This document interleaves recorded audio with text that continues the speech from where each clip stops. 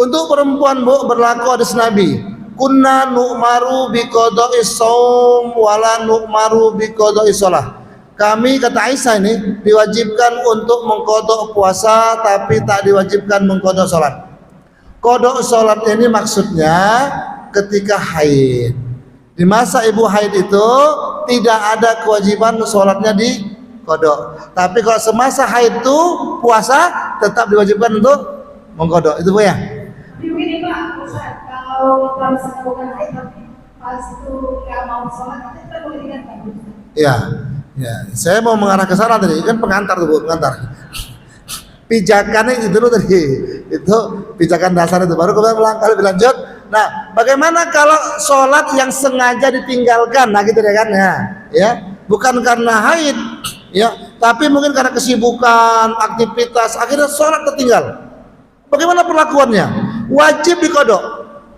Mazhab Asy-Syafi'i menyatakan sholat yang tertinggal itu wajib dikodok, wajib diganti. Di mana waktu penggantiannya?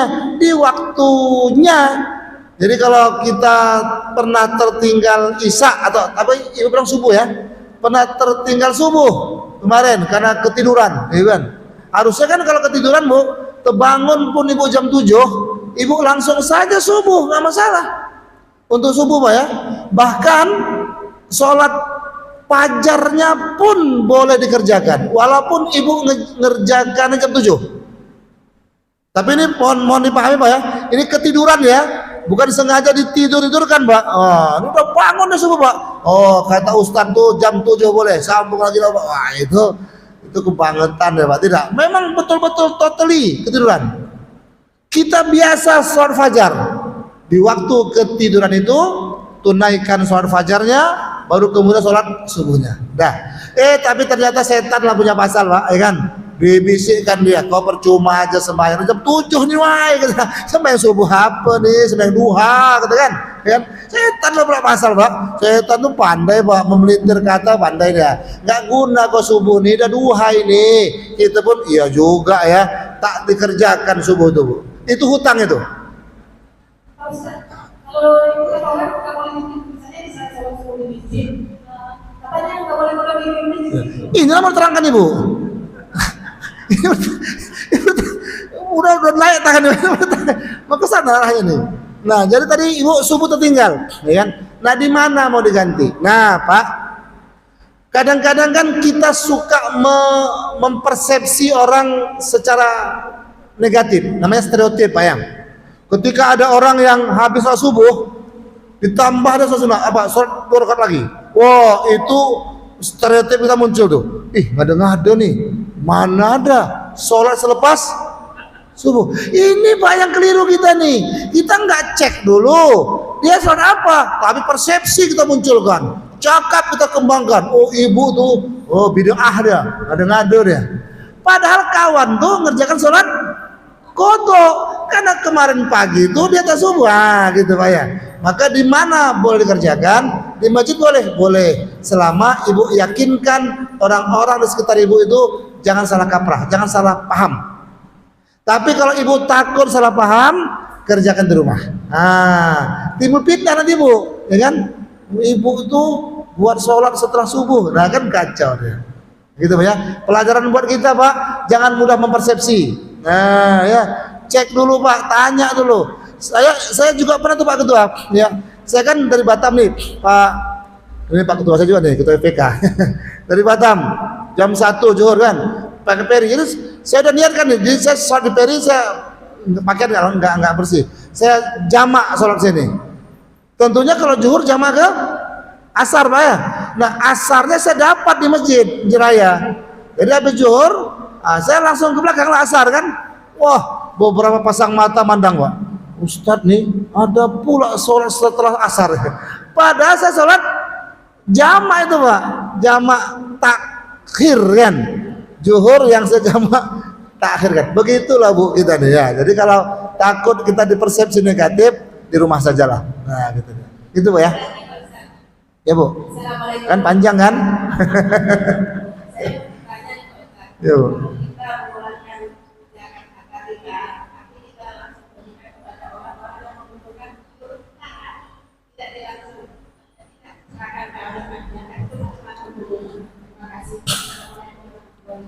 Kalau ditanya bagaimana hukumnya, Bu, sah ya.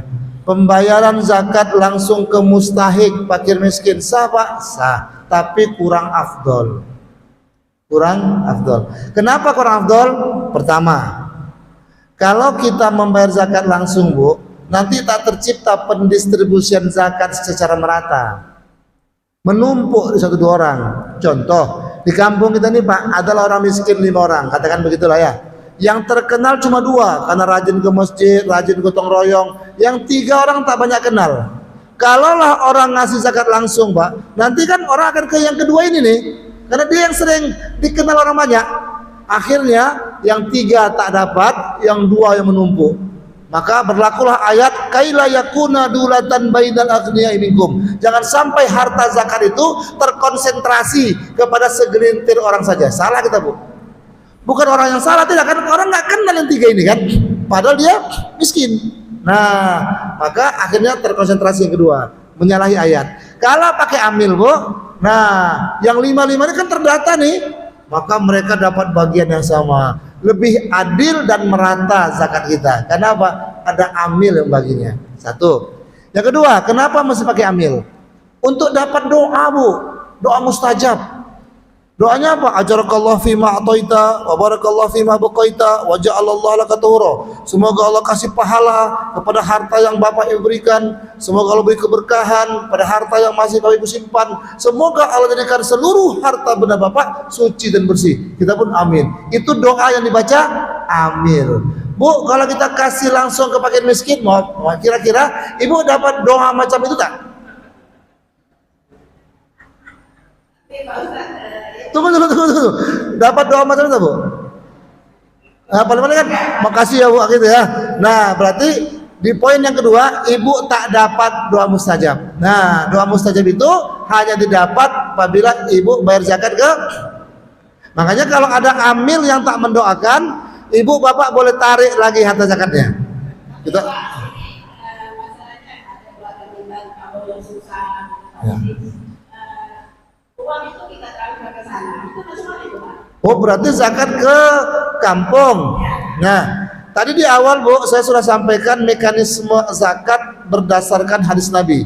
Hadis Nabi itu mengatakan ambil zakat dari orang kayanya, berikan zakat kepada orang miskinnya. Berarti, Bu, sebagus-bagus zakat itu dibayarkan ke kampung sendiri, di tempat kita berdomisili, di tempat kita mencari rezeki. Kalau kita mencari rezeki di Kepri, Tanjung Pinang, maka bayarlah zakat Tanjung Pinang. Kalau kita tinggal di komplek perumahan, bayarlah zakat di komplek perumahan itu. Nah, gitu, Pak ya.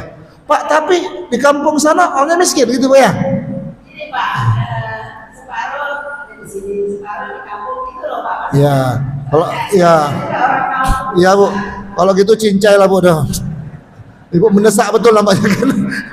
Cemasa makan tidak. Udah didesak terus sih.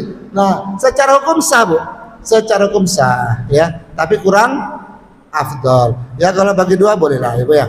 Tapi Ibu yakinlah bahwasanya di kampung sana, Ibu, orang miskin di sana itu sudah dibantu oleh orang-orang kaya yang di sana. Gitu, Bu ya. Ya. Agaknya, Bu, waktu jual lah yang misahkan kita, Bu ya. Kalau ada yang ingin masih mau bertanya, Bu, nomor telepon kami di bawah ini, boleh catat, Ibu ya. Nampak tak, Bu, nomornya? Kalau nggak nampak, pendek umur, kata Piramli. Demikian, Pak, kita tutup atas istighfarah. Subhanallah bihamdi, subhanakallahumma bihamdika, asyhadu an la ilaha illa anta astaghfiruka wa atubu ilaik. Assalamualaikum warahmatullahi wabarakatuh.